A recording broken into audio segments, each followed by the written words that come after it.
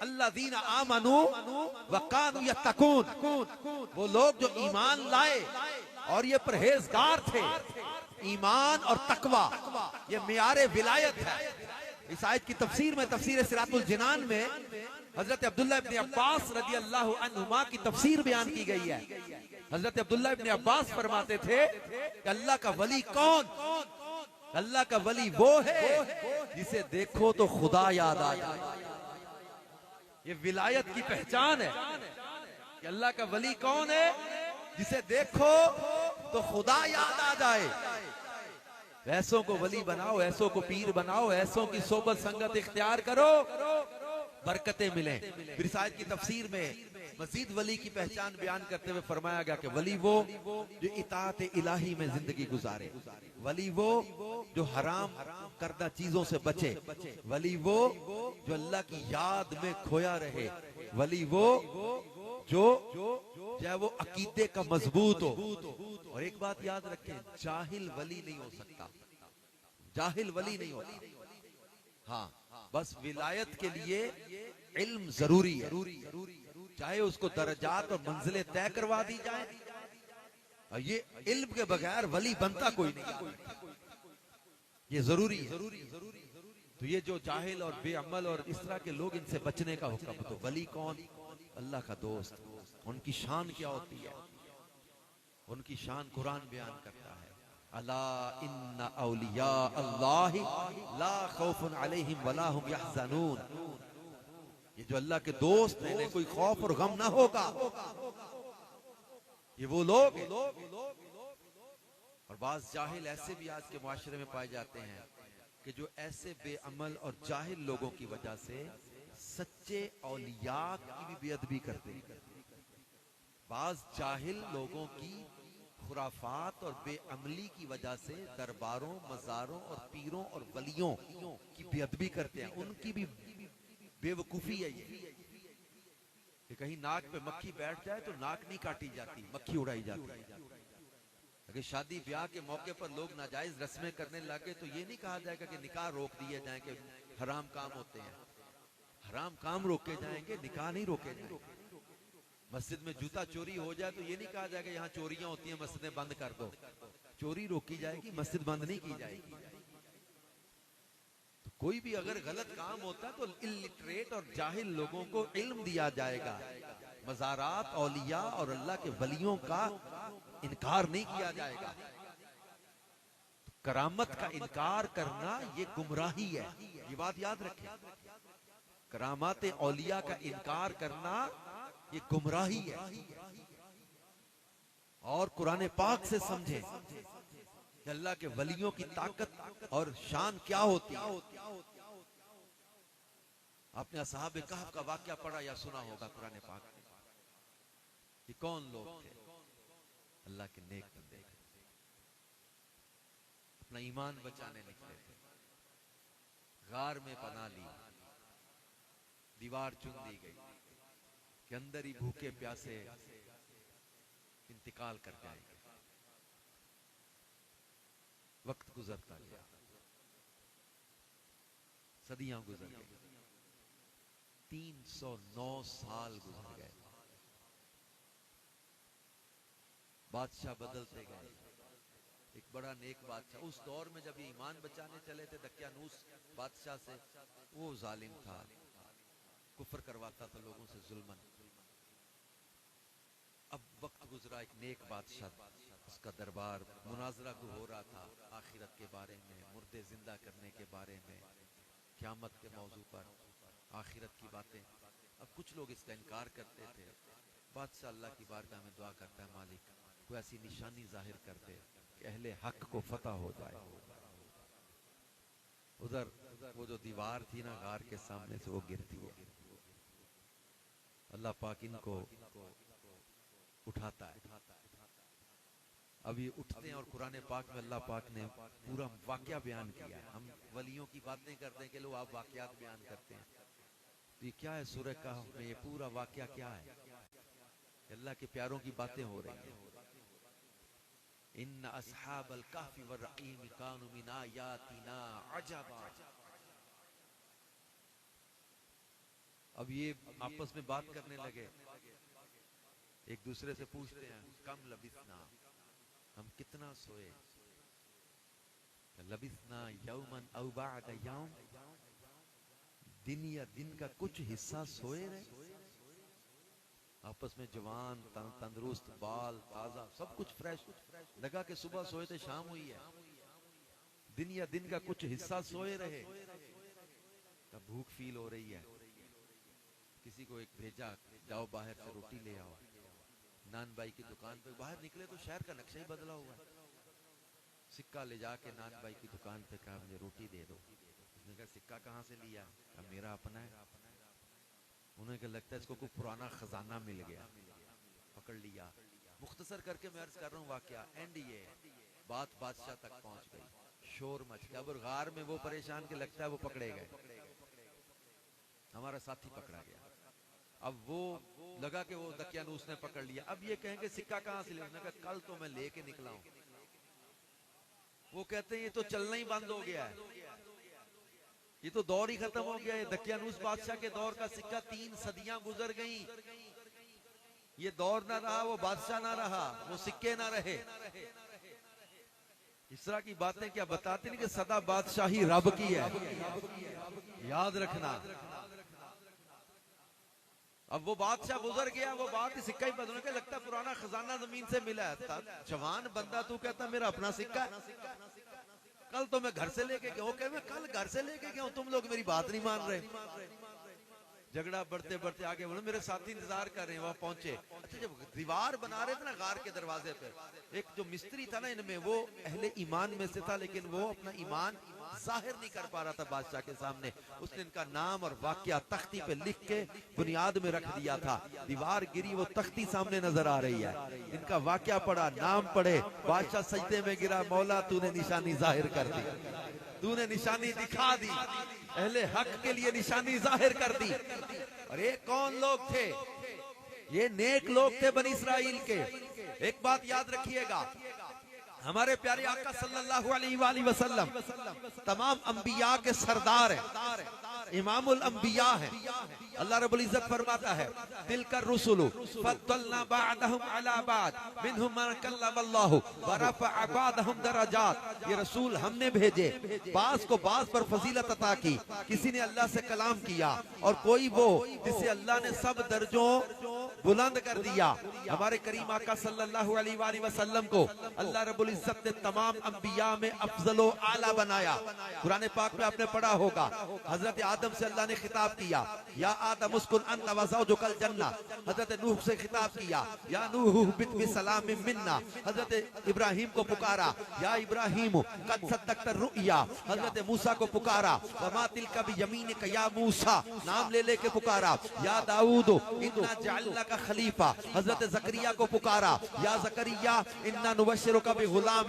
حضرت یحییٰ کو پکارا، یا یحییٰ خذ الکتاب بقوہ۔ قرآن کے انداز پر غور کریں۔ حضرت عیسیٰ کو پکارا، یا عیسیٰ ابن مریم، نام لے کے، یا آدم، یا نوح، یا ابراہیم، یا موسیٰ، یا داؤد، یا زکریا، یا یحییٰ، یا عیسیٰ، اب نام لے لے کے پکارا۔ لیکن جب ہمارے آقا، ہمارے مولا، ہمارے مأویٰ، ہمارے ولجا، ہمارے سید و سردار، ہمارے لجپال، احمد مختار، حامد و محمود، ناصر و منصور، مجتبی و مصطفیٰ کی باری آئی تو اب انداز بدلنے لگا ہے۔ پہلے نام لے لے کے پکارا، اب پکارا تو فرمایا، یا ایہا المزمل، یا ایہا المدثر، یا ایہا الرسول، یا ایہا النبی، یاسین، طٰہٰ۔ انہیں نام لے لے کے پکارا، انہیں القابات اور اوصاف کے ساتھ پکار کے بتا دیا کہ یوں تو سارے نبی محترم ہیں مگر سرور انبیاء تیری کیا بات ہے۔ اعلیٰ حضرت بولے خلق سے کون افضل؟ اولیاء، اولیاء سے رسول، اور رسولوں سے اعلیٰ، سب رسولوں سے اعلیٰ حضرت آدم کو اللہ نے فضیلت اور ان کو جو خصوصیت خاص عطا کی وَعَلَّمَ آدَمَ الْأَسْمَاءَ، جناب آدم کو ناموں کا علم عطا کیا، حضرت نوح کو کشتی کا معجزہ عطا کیا، حضرت ابراہیم کے لیے یا نار کونی بردًا وسلاما علی ابراہیم، آگ کو گلزار بنا دیا، حضرت موسیٰ کو ید بیض اور عصا کا معجزہ عطا کیا، حضرت داؤد کے ہاتھ میں لوہے کو موم کی طرح نرم کر دیا، حضرت یوسف کو خوابوں کی تعبیر کا علم عطا کر دیا، حضرت صالح کو اونٹنی کا معجزہ عطا کر دیا، حضرت عیسیٰ کو اندھوں کو آنکھیں دینے، کوڑ کے مریضوں کو شفا دینے، مردوں کو زندہ کرنے کا معجزہ دیا۔ الغرض کسی نبی کو ایک معجزہ دیا، کسی کو 2 معجزے دیے، کسی کو 3 معجزے دیے، کسی کو 4 معجزے دیے، لیکن جب ہمارے آقا و مولا کی باری آئی تب ایک معجزہ نہیں، 2 معجزے نہیں، 3 معجزے نہیں، 4 معجزے نہیں۔ سورۃ النساء آیت نمبر 174، یا ایھا الناس قد جاءکم برہان من ربکم وانزلنا الیکم نورا مبینا، اے لوگو تمہارے رب کی طرف سے برہان روشن دلیل بن کر آ گئے، یعنی سراپا معجزہ آ گئے، اور نبی معجزے لے کر آئے۔ ہمارے نبی کو رب نے معجزہ بنا کے بھیج دیا، سراپا معجزہ بنایا، سر معجزہ، بال معجزہ، پیشانی معجزہ، آنکھیں معجزہ، نظر معجزہ، زبان معجزہ، لب معجزہ، لعاب معجزہ، دندان معجزہ، رخسار معجزہ، ریش معجزہ، کان معجزہ، بازو معجزہ، ہاتھ معجزہ، انگلیاں معجزہ، ناخن معجزہ، قدم معجزہ، ان کا سینہ معجزہ، ان کا پسینہ معجزہ، ان کے قدموں کی برکت سے شہر مدینہ معجزہ۔ ہے کوئی روئے زمین کا شہر جس کی مٹی کوڑ کا مریض ملے اور شفا پا جائے؟ وہ اہل علم میں بیٹھنے کا یہی مزہ ہوتا ہے، علم والوں میں بیٹھنے کا، نسبت والوں میں بیٹھنے کا یہی تو مزہ ہوتا ہے، مزہ آ جاتا ہے۔ بات اللہ یا رسول اللہ۔ تو یہ نبی پاک صلی اللہ علیہ وآلہ وسلم کو اللہ نے سراپا معجزہ بنایا، سارے نبیوں سے افضل و اعلیٰ بنایا۔ اب حضرت مفتی احمد یار خان نعیمی رحمۃ اللہ علیہ نے مقام بشر اور مقام مصطفیٰ میں 27 درجے بیان کیے۔ یہاں عام انسانوں کے مقام کی انتہا ہوتی ہے نا، وہاں سے مومن کامل کے مقام کی ابتدا ہوتی ہے۔ جہاں مومن کامل کے مقام کی انتہا ہو، وہاں سے ولی کے مقام کی ابتدا ہوتی ہے۔ پھر ولیوں میں درجات، ابدال ہیں، اوتاد ہیں، نقبا ہیں، نجبا ہیں، اغیاس ہیں، غوث العظم، غوثیت کبریٰ۔ اب یہ پورا ایک نظام ہے 356 کا، یہ پورا ایک الگ ٹاپک ہے، یہ 356 ہے، پورا ایک نظام ہے یہ۔ ولی کے مقام کی جہاں انتہا ہوتی ہے، وہاں سے صدیقین کے مقام کی ابتدا ہوتی ہے۔ جہاں صدیقین کے مقام کی انتہا ہوتی ہے، وہاں سے نبی کے مقام کی ابتدا ہوتی ہے۔ جہاں نبی کے مقام کی انتہا ہو، وہاں سے رسول کے مقام کی ابتدا۔ جہاں رسول کے مقام کی انتہا ہوتی ہے، وہاں سے اولو العزم رسول کے مقام کی ابتدا ہوتی ہے۔ جہاں اولو العزم رسول کے مقام کی انتہا ہوتی ہے، وہاں سے مقام مصطفیٰ کی ابتدا ہوتی ہے، اور مقام مصطفیٰ کی انتہا یہ خدا کے سوا کوئی نہیں۔ یہ ہے رسول پاک صلی اللہ علیہ وآلہ وسلم کا انبیاء میں مقام و مرتبہ۔ حسن یوسف، دم عیسیٰ، ید بیضا داری، آنچ خوبا مادارن تو طرح داری۔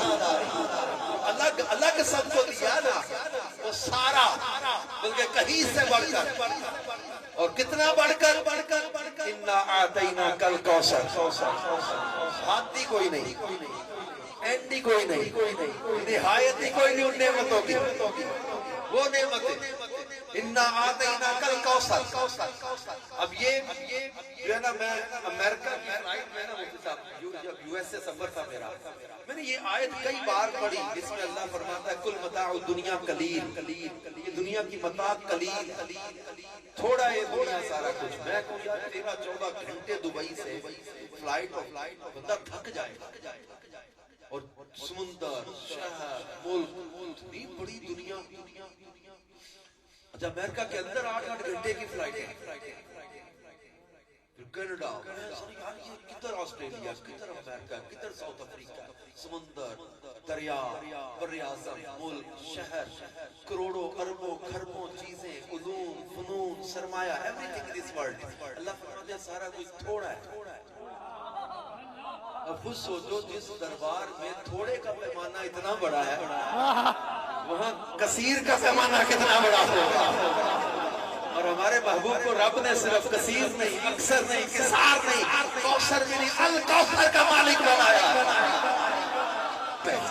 کوثر سے مراد صرف حوض کوثر نہیں ہے، کوثر سے مراد اولاد رسول بھی ہے، کوثر سے مراد نور قلب مصطفیٰ بھی ہے، کوثر سے مراد حسن ظاہر بھی ہے، کوثر سے مراد حسن باطن بھی ہے، کوثر سے مراد نبوت بھی ہے، کوثر سے مراد کتاب بھی ہے، کوثر سے مراد علم بھی ہے، کوثر سے مراد حوض کوثر بھی ہے، کوثر سے مراد جنت بھی ہے، کوثر سے مراد مقام محمود بھی ہے، کوثر سے مراد شفاعت بھی ہے، کوثر سے مراد امت کی کثرت بھی ہے، کوثر سے مراد دشمنان دین پر غلبہ بھی ہے، کوثر سے مراد فتوحات بھی ہے۔ یہ 16 قسم کے میں نے لکھے ہیں تفسیر خزائن کے اندر۔ صافی اور قاسم کے حوالے سے اللہ نے محبوب کو مخلوق سے افضل کیا، حسن ظاہر بھی دیا، حسن باطن بھی دیا، نبوت بھی عطا کی، کتاب بھی عطا کی، علم بھی عطا کیا، حوض کوثر بھی عطا کیا، مقام محمود بھی عطا کیا، جنت بھی عطا کی، امت کی کثرت بھی دی، اعدائے دین پر غلبہ بھی دیا،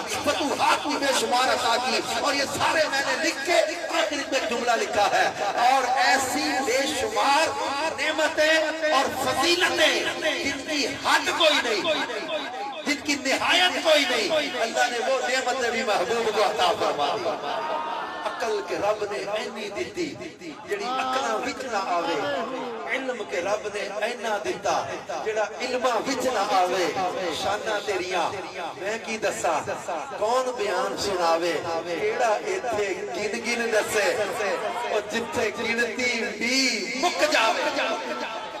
وہ نعمت عطا کی، وہ کوثر کا مالک بنائے جب گنتیاں ختم ہو جائیں۔ اور میں کالج لائف میں سٹیٹس میتھس اکنامکس کا اسٹوڈنٹ تھا، پچھلے دنوں اسٹیٹسٹکس کے کوئی لڑکے بیٹھے تھے، میں نے کہا یار کوئی ایسا سافٹ ویئر بنا ہے، اے آئی کا دور آ گیا کہ اللہ کی نعمتوں کو کوئی گن سکے، کوئی ایسا سافٹ ویئر نہ بنا نہ بن سکتا۔ تمام میتھمیٹکس کے ماہرین کو چیلنج ہے، آئی ٹی کے ماہرین کو چیلنج ہے۔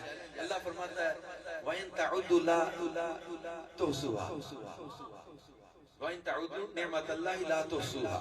اگر تم اللہ کی نعمتوں کو گننا چاہو تو گن نہیں سکتے۔ یہ کون سی نعمت ہے جن کے بارے میں رب فرما رہا ہے لا تحصوها، تو گن نہیں سکتے۔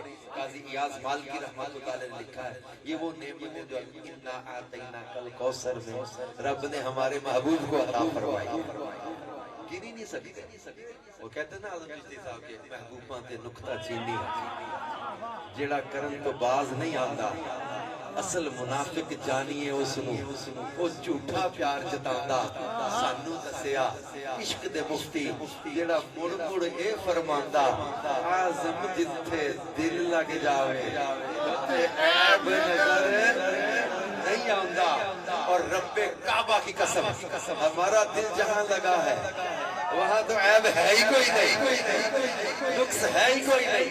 حضرت حسان ابن ثابت کہہ گئے وَحْسَن مِنْكَ لَمْ تَرَكَتُ عَيْنِي وَأَجْمَلُ مِنْكَ لَمْ تَلِدِ النِّسَاءُ خُلِقْتَ مُبَرَّأً مِنْ كُلِّ عَيْبٍ كَأَنَّكَ قَدْ خُلِقْتَ كَمَا تَشَاءُ۔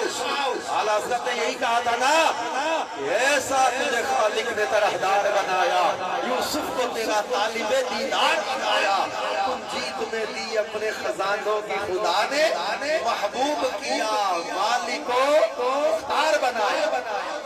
سارے انبیاء سے افضل و اعلیٰ، یہ مضمون یاد رکھیے گا، یہ موضوع یاد رکھیے گا، مجھے وہاں پہ پہنچانا ہے۔ اب اس موضوع کو یاد رکھیے گا، جس طرح رسول پاک صلی اللہ علیہ وسلم سارے نبیوں میں افضل و اعلیٰ، ساری مخلوق میں افضل و اعلیٰ، اسی طرح آپ پر نازل ہونے والی کتاب تمام کتابوں میں افضل و اعلیٰ، اسی طرح آپ کا گھرانہ ہر نبی کے گھرانے سے افضل و اعلیٰ، اسی طرح آپ کے صحابہ ہر نبی کے ساتھیوں سے افضل و اعلیٰ، آپ کا دین تمام ادیان میں اعلیٰ، آپ کی امت کے اولیاء پچھلی امتوں کے ولیوں سے اعلیٰ، یہ بات یاد رکھیے گا۔ چلیں، اصحاب کہف، تفسیر ساوی کے حوالے سے کتابوں میں لکھا ہے، اصحاب کہف کے ناموں کی 9 قسم کی برکتیں حضرت عبداللہ ابن عباس نے بیان کی۔ اس کی تفسیر میں اصحاب کہف کا نام جلتی آگ میں لکھ کے ڈال دو، آگ بجھ جائے، کشتی میں ہو کشتی نہ ڈوبے، رونے والے بچے کے گلے میں ڈال دو ان کے نام، بچے کو اطمینان ہو جائے، بخار چلا جائے، جس گھر میں وہ چور داخل نہ ہو۔ مختلف قسم کے اس کے فضائل لکھے ہیں، 9 قسم کی برکتیں ان کے ناموں کی لکھی۔ یہ پڑھتے ہوئے میں سوچ رہا تھا جب اصحاب کہف جو بنی اسرائیل کے نیک لوگ ہیں، جب ان کے ناموں میں اتنی برکت ہے تو پھر میرے مصطفیٰ کی امت کے ولیوں کے نام میں کتنی برکتیں ہوگی۔ لوگ 12 سال کی بارات پر ہی کنفیوز ہیں، یہ 12 سال کے بیڑے پر اپنا بیڑا ڈبوئے بیٹھے ہیں، ولیوں کی کرامات کا انکار کر کے۔ ان کو 12 سال کی بیڑی سمجھ نہیں آ رہی، یہ 309 سال کیسے سمجھ میں آئیں گے؟ اصحاب کہف 309 years they kept sleeping without any food، کچھ نہیں کھایا، زندہ رہے۔ اب 4 دن زندہ رہ کے دکھاؤ کھائے پیے بغیر، کہتے شوگر ختم ہو جائے گی، بی پی لو ہو جائے گا، ڈی ہائیڈریشن ہو جائے گی، کھایا پیا کوئی نہیں۔ 309 سال یہ ان کی کرامت تھی، بغیر کھائے پیے اس طرح زندہ رہنا۔ جب بنی اسرائیل کے ولیوں میں یہ کرامت ہے تو پھر میرے مصطفیٰ کی امت کے ولیوں میں کرامتیں کیوں نہ ہو؟ پھر آپ نے حضرت سلیمان علیہ نبینا علیہ السلام کے دربار کا واقعہ قرآن میں پڑھا، ولایت کے موضوع کو قرآن سے سمجھے۔ حضرت سلیمان کے دربار میں ہدہد نے خبر دی، ملکہ ہے، بڑا تخت ہے اس کا، پھر میں کون اس کے مطیع ہو کر حاضر ہونے سے پہلے اس کا تخت میرے دربار میں لائے گا۔ اللہ پاک قرآن پاک میں سارا واقعہ بیان کر، یہ باتیں ہو رہی ہیں، ہم بھی بعض حکایتیں، واقعات، کرامات بیان کرتے ہیں نا، کچھ لوگ کہتے ہیں نہیں جی نہیں، کرامت بیان نہ کرو، حکایت بیان نہ کرو، کسی باتیں بزرگوں کی نہ کیا کرو۔ اللہ پاک جل شانہ قرآن پاک میں ہدہد کی باتیں بھی بتا رہے۔ ہدہد نے آگے کیا بات کی، گفتگو جو ہو رہی دربار کی ساری باتیں اللہ بیان قرآن میں فرما رہے، اور مسلوں پہ کھڑے ہو کے ہم وہ باتیں بیان کر رہے ہیں جو ہدہد نے باتیں کی ہیں۔ اللہ کے پیاروں کے ساتھ جن کی سنگت ہو جائے تو ان کی باتیں بھی چلتی ہے۔ اور وہاں جو بات چل رہی تھی نا، یہ اسی پر یاد آگی نسبت سے، کیا جب تم قرآن پڑھتے ہو، مصلی پر کھڑے ہوتے ہو، تراویح میں پڑھتے ہو، ویسے پڑھتے ہو، تلاوت کرتے ہو، نماز میں عین اللہ کی عبادت کے دوران وَقَلْبُهُمْ بَاسِطٌ ذِرَاعَيْهِ بِالْوَصِيدِ پڑھتے ہو، ثواب بھی مل رہا ہے۔ نماز میں بعض جاہل تو کہتے حضور کا خیال آ جائے تو نماز نہیں رہتی، یہاں کیا پڑھ رہے ہو؟ وَقَلْبُهُمْ اصحاب کہف کا کتا، وَقَلْبُهُمْ، اچھا یہاں صرف قلب نہیں ہے، جب تک قلب تھا تو گلی میں رل رہا تھا، ہم کی ضمیر کدھر جا رہی ہے؟ ان کا کتا، قلبُهم، ہم کی ضمیر نے نسبت کو ظاہر کیا ہے، اللہ نے خود بیان کیا، قلب نہیں کہا صرف، یہ قلب پڑا کتا پڑا نہیں، قلبُهم، ان ولیوں کا کتا، ان کا کتا، وَقَلْبُهُمْ بَاسِطٌ ذِرَاعَيْهِ بِالْوَصِيدِ، اللہ اس کی ادائیں بھی بیان کر رہا ہے، وہ کیسے لیٹا ہوا ہے، اللہ اس کتے کے بازو پھیلانے کا بھی ذکر کر رہا ہے۔ یہ نسبت کی برکت ہے، جنہیں اللہ دے ولیہ دا کرتا ہے سنگ، اس کچ دے بھی آتا ہے، ہیرے دا رنگ، اب یہ کمال ہے نسبت کا، نسبت کی بڑی برکت ہوتی ہے۔ تو ہدہد نے آ کر خبر دی، قرآن اس کو بھی بیان کر رہا ہے۔ حضرت سلیمان فرما رہے کون اس کے مطیع ہو کر حاضر ہونے سے پہلے لائے گا؟ اب قال عفریت من الجن، جنوں میں سے بڑا جن بولا، جو इफरीत मिनल जिन, बड़ा जिन बोला, अनादी कभी कबल अन तकुम मिन मकामिक, आपके दरबार का वक्त खत्म होने से पहले, उठने से पहले मैं वो तख्त ले आऊंगा। इतनी दूर सैकड़ों मन वजनी तख्त, वो कहता मैं जिन्नात को मिलाऊंगा, ताकत से हम लेके आ जाएंगे। हजरत सुलेमान के दरबार का वक्त फजर से बाद ने लिखा चाश, जोहर, जवाल, इस तरह मुख्तलिफ औकात लिखे हैं। तो आपके दरबार का एक वक्त था, उसने कहा आपके दरबार का वक्त खत्म होने से पहले मैं ले आऊंगा। फरमाया इससे भी जल्दी चाहिए। अब कुरान पढ़िए, अल्लाह रब्बुल इज्जत ने इरशाद फरमाता क़ाल अल्लज़ी इंदहु इल्मुम मिनल किताब, क़ाल अल्लज़ी, वो बंदा बोला। इससे तमाम मुफस्सिरीन कहते हैं कि यहाँ मुराद हजरत आसिफ बिन बरखिया। क़ाल अल्लज़ी, वो बंदा बोला। कौन? इंदहु इल्मुम मिनल किताब, जो किताब का कुछ इल्म जानने वाला था। इल्मुम मिनल किताब, कुछ इल्म जानने वाला था। पिछली किताबों का कुछ इल्म जानने वाला वो बोला अनाती कभी कबल अन यरतद्दा इलैका तरफुक, आपकी पलक झपकने से पहले मैं लाऊंगा। एक महीना जाने का सफर, एक महीना आने का सफर, सैकड़ों मन वजनी तख्त। अब कुरान के अल्फाज अगले पढ़े, फलम्मा रआहु मुस्तक़िरन इंदा, जब देखा तो सामने ला के रखा भी हुआ था। अब हजरत सुलेमान से बातें हजरत आसिफ बिन बरखिया कर रहे थे, तो तख्त लेने कौन गया? तख्त लेने ये गए तो बातें कौन कर रहा था? एक जिस्म एक वक्त में कई मुकामात पे हो सकता है। अब ये तख्त लेने गए, अनाती का कहा है मैं लाऊंगा, ला के रखा। अब ये सैकड़ों मन वजनी तख्त है, 80 into 60, 80 ज़रबे 60 या 80 ज़रबे 40 तूलो अर्ज का, इतना लंबा इतना चौड़ा, 80 गज ज़रब 40 गज, इतना बड़ा तख्त, सख्त पहरों में, तालों में। अच्छा, मुल्के सबा के कभी हजरत आसिफ बिन बरखिया गए नहीं थे। रास्ता किससे पूछा? इल्म देखो, तसर्रुफ देखो, इख्तियार देखो, करामत देखो, ताकत देखो, शान देखो। अब फिर मैं वही सवाल करूंगा कि जब हजरत सुलेमान की उम्मत के वली की ताकत, तसर्रुफ, करामत का ये आलम है, तो फिर मेरे मुस्तफा की उम्मत के वलियों की ताकत का आलम क्या होगा? अफला यतदब्बरून अल कुरान, क्या तुम कुरान पर तदब्बर नहीं करते? ये करामात औलिया को कुरान बयान कर रहा है। और वो जो पिछली किताबों का इल्म रखने वाले हजरत आसिफ बिन बरखिया की शान का ये आलम है, तो जो कुरान का इल्म रखने वाले गौसे आजम का, दाता अली हजवेरी का, जुनैद बगदादी का, इस उम्मत के औलिया और उलमा की शान का आलम क्या होगा? तुम गौर नहीं करते कुरान पर? हजरत ज़करिया का वाक़या पूरा कुरान में अल्लाह ने बयान किया। मेहराब मरियम में हजरत ज़करिया की उम्र 100 साल से ज्यादा हो गई थी।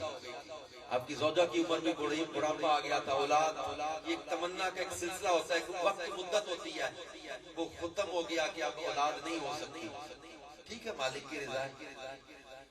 हजरत ज़करिया जब बीबी मरियम मेहराब बाहर बंद था, दरवाजा ताला लगा होता, बंद कमरे में अंदर आते तो बगैर मौसम के फल, ताजा फल देख के कहते या मरियम अन्ना लकी हाजा, मरियम ये कहां से आते हैं? अल्लाह पाक कुरान पाक में पूरा वाकया बयान किया है। क़ालत हुवा मिन इंदिल्लाह, हजरत बीबी मरियम कहती है अल्लाह की तरफ से आते हैं।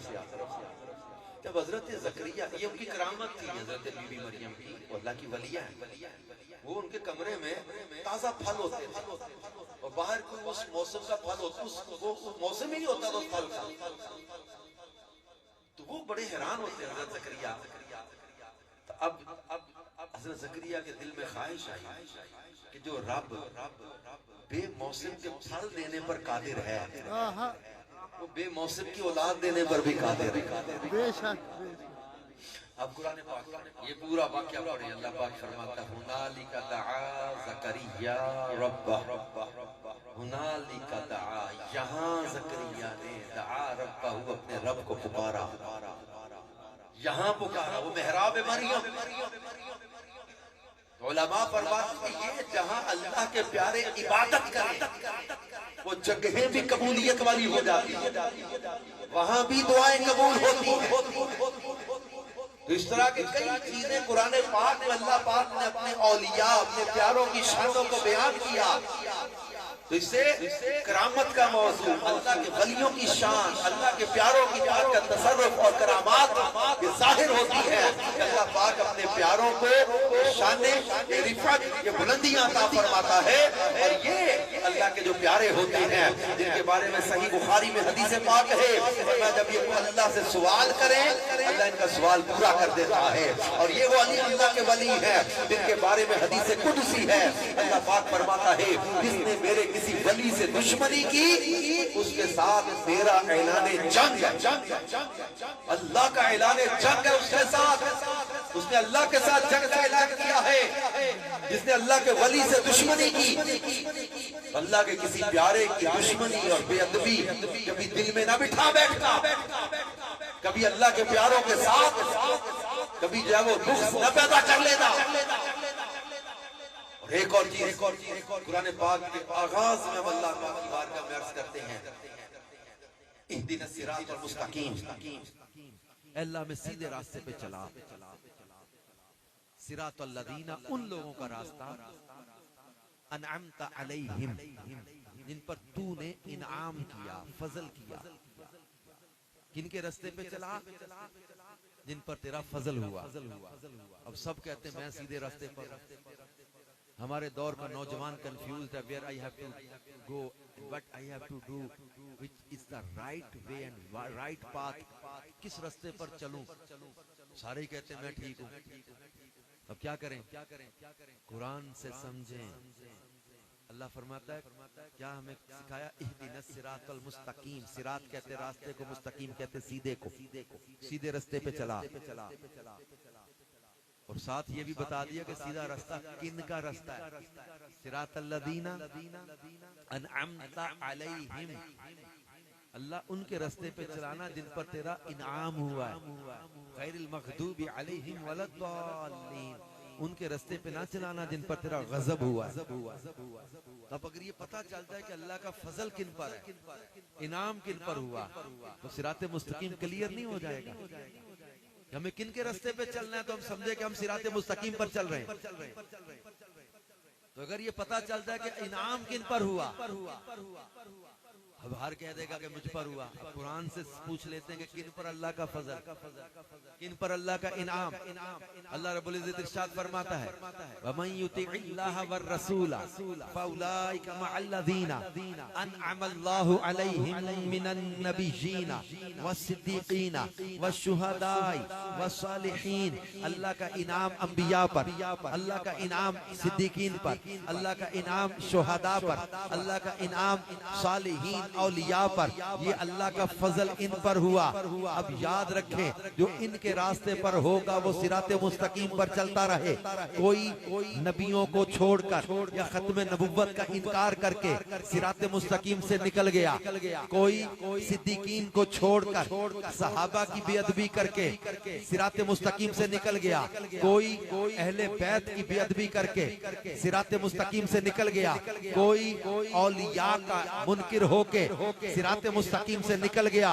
اللہ کا شکر ادا کرو، مالک تیرا شکر ہے تو نے سارے نبیوں سے پیار کرنے والا بنایا، سارے صحابہ سے پیار کرنے والا بنایا، اہل بیت شہداء کرام سے محبت کرنے والا بنایا، اولیاء سے محبت کرنے والا بنایا۔ تو اسی پر قائم رہنا، کیونکہ ان کا راستہ صراط مستقیم، انبیاء کا راستہ، وہ راستہ جو صدیق اکبر کا، وہ راستہ جو فاروق اعظم کا، وہ راستہ راستہ جو عثمان غنی کا، وہ راستہ جو مولا کائنات کا، وہ راستہ جو حسنین کریمین کا، وہ راستہ جو امام زین العابدین کا، وہ راستہ جو امام جعفر صادق کا، وہ راستہ جو امام اعظم کا، وہ راستہ جو غوث اعظم کا، وہ راستہ جو داتا علی حجویری کا، وہ راستہ صراط مستقیم جو غوث بہاء الدین زکریا کا راستہ ہے، جو شاہ رکن عالم کا راستہ ہے، جو خواجہ معین الدین چشتی کا راستہ ہے، جو بابا فرید الدین گنج شکر کا راستہ ہے، جو پیر سیال کا راستہ ہے، جو تاجدار گولڑا کا راستہ ہے، شہنشاہ نقشبند کا راستہ ہے،